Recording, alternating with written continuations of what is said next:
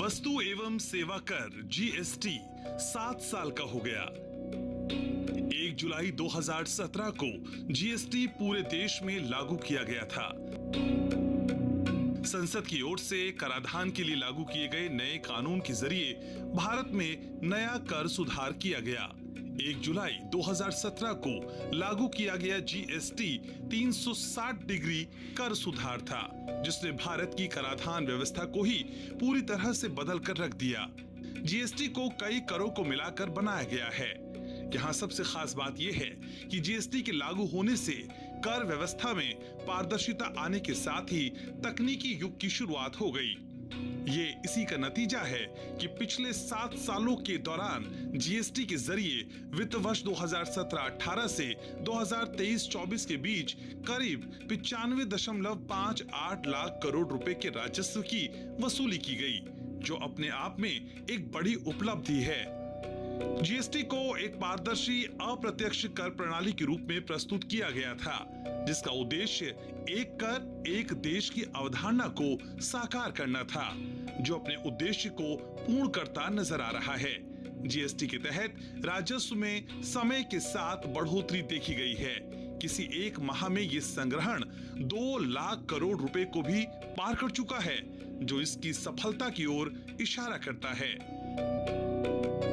व्यापारियों को जीएसटी ने विभिन्न करों के जंजाल से मुक्ति दिलाई है और एक एकीकृत कर प्रणाली प्रदान की है, जो किसी बड़ी राहत से कम नहीं है। जीएसटी ने भारतीय कर प्रणाली में क्रांतिकारी परिवर्तन लाया है।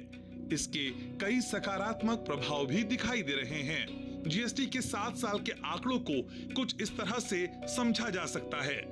7 साल में जीएसटी से 95.58 लाख करोड़ रुपए आए। वित्त वर्ष 2017-18 में जीएसटी से 7.19 लाख करोड़ रुपए का कलेक्शन हुआ। वित्त वर्ष 2018-19 में जीएसटी से 11.77 लाख करोड़ रुपए का कलेक्शन हुआ। बात करें वित्त वर्ष 2019-20 की, तो जीएसटी कलेक्शन 12.22 लाख करोड़ रुपए का हुआ। वहीं वित्त वर्ष 2020-21 में जीएसटी कलेक्शन 11.36 लाख करोड़ का हुआ।